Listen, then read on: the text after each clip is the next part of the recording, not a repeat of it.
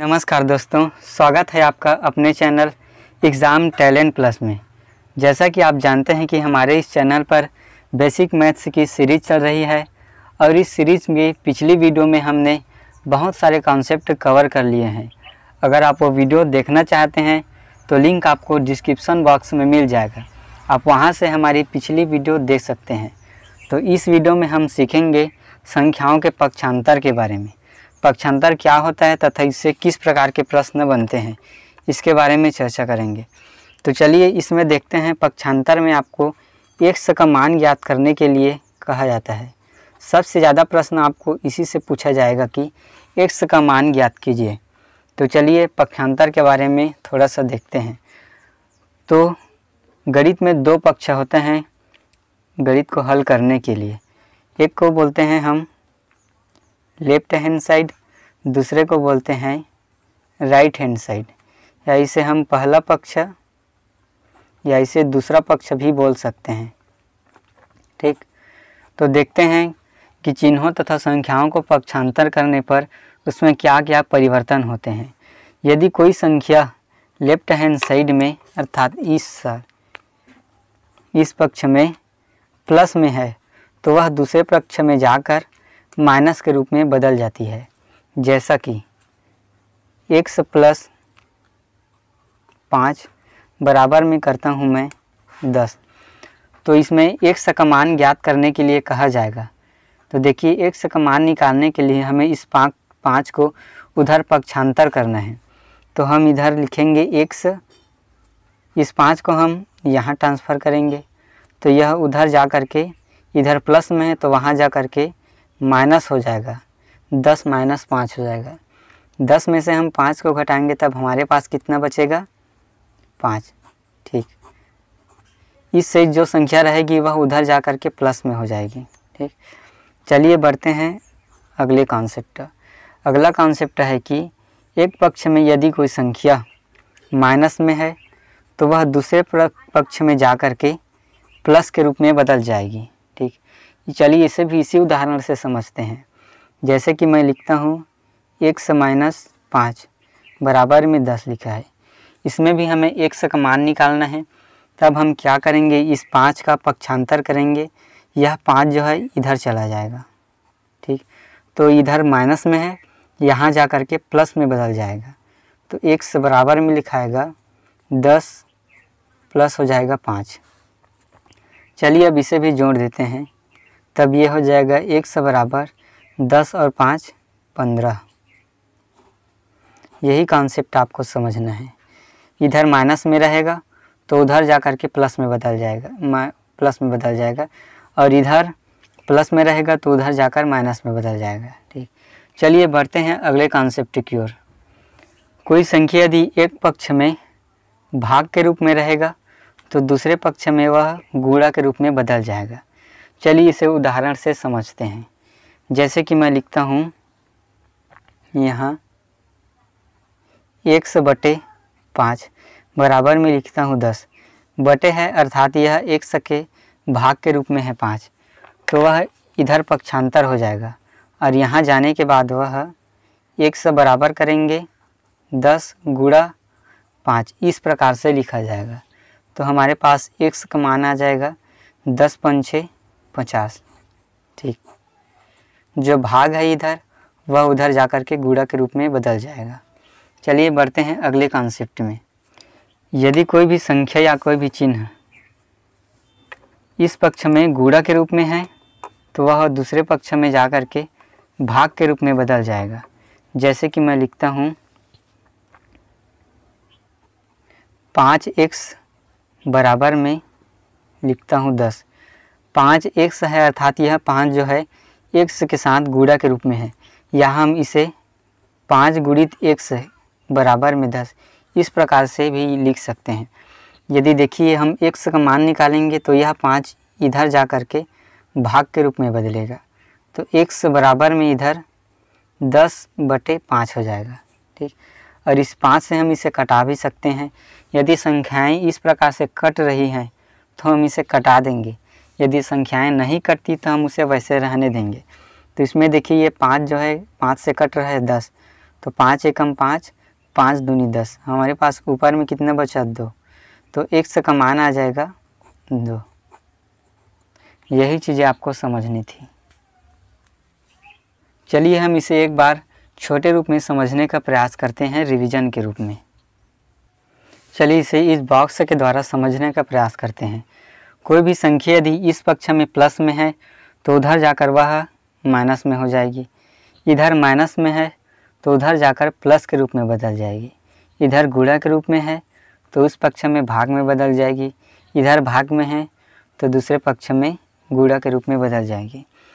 और इसका जस्ट विपरीत यह भी होता है, भी कोई भी संख्या अगर इस पक्ष में है तो यहाँ से यहाँ आने पर भी वह प्लस में बदल जाएगा, अगर इस साइड प्लस में है तो यहाँ आकर माइनस में हो जाएगा। जस्ट दोनों पक्षों में वह विपरीत में बदल जाता है। चलिए इस पर आधारित हम कुछ प्रश्न करते हैं। देखिए हमारा पहला प्रश्न है, इसमें हमें x का मान निकालना है। दिया है पहला प्रश्न 5x - 4 बराबर में 11। इसमें हमें x का मान निकालना है। तो सबसे पहले हम किसका पक्षांतर करेंगे, तो हम -4 का पक्षांतर करेंगे। तो -4 इस पक्ष में माइनस के रूप में है तो यहाँ जा कर के वह प्लस के रूप में बदल जाएगा। इधर हमारे पास बचेगा 5x = 11 प्लस करेंगे 4 को, ठीक। तो यह माइनस में था, उस साइड जा कर के प्लस के रूप में बदल गया। अब यह हो जाएगा 5x बराबर 11 में हम 4 जोड़ेंगे तब हमारे पास बचेगा 15। अब x का मान निकालना है, इसलिए हम इस साइड x को रखेंगे और ट्रांसफ़र करेंगे 5 को।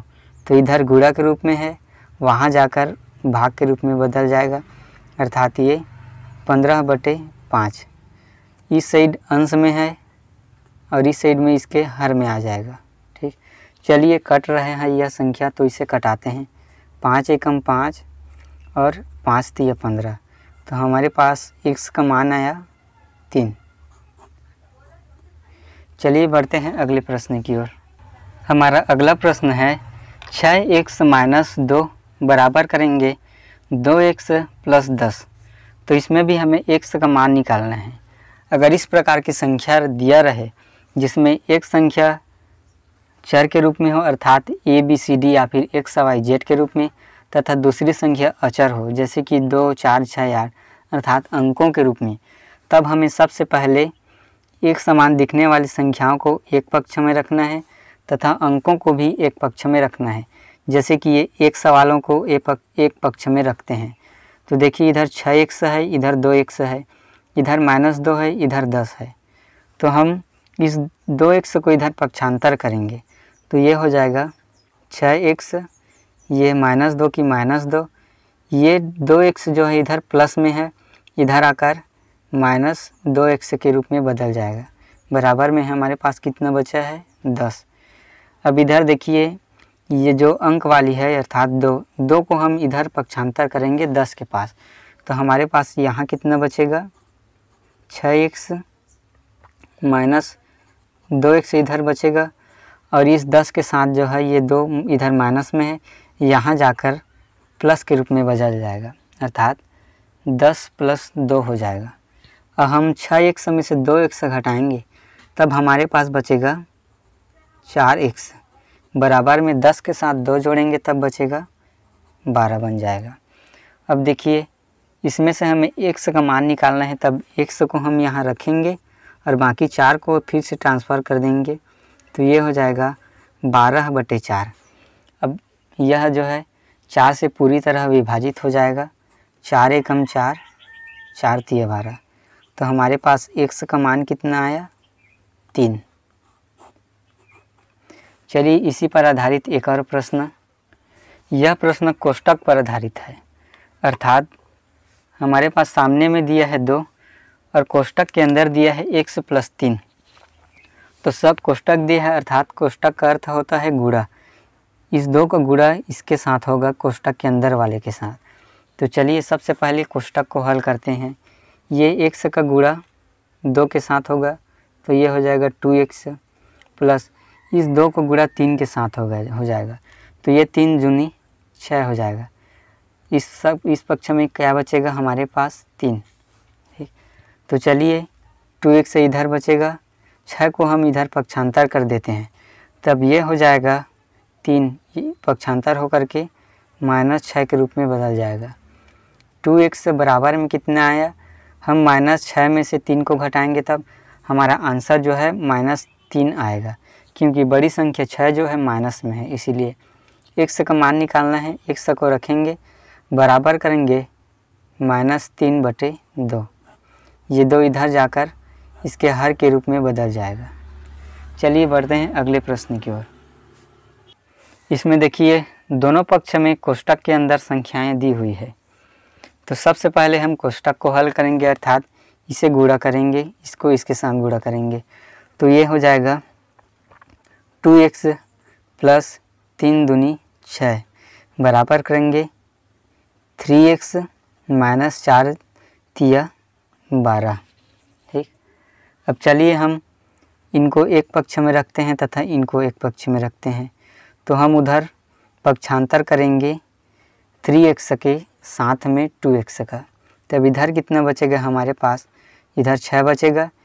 2x का पक्षांतर करते हैं उधर, तो वहाँ जाएगा 3x, यह माइनस के रूप में बदल जाएगा।